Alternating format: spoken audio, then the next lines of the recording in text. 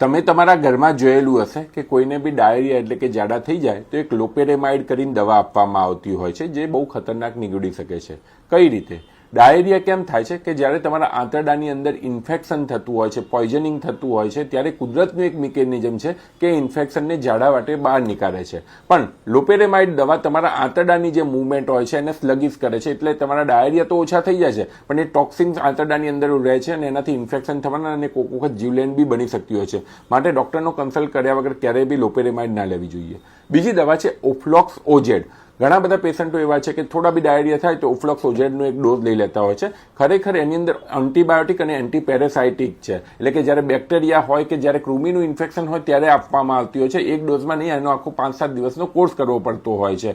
Again મોટાભાગના diarrhoea viral diarrhoea હોય છે, માટે એ બી લેવી એક હાનિકારક હોય છે. આ બધી દવાનો જ્યારે મિસયુઝ થાય છે ત્યાં તો કાં તો એનું રેઝિસ્ટન્સ આવે છે, કાં તો એની આડઅસરો તમને વધુ હેરાન કરે છે. માટે આવી બંને દવા લેતા પહેલા તમે તમારા ડોક્ટરનો જરૂરથી કન્સલ્ટ કરજો અને રીલ એવા લોકોને શેર કરજો કે જે લોકો આ દવાઓ કોમનલી યુઝ કરતા હોય. Thank you.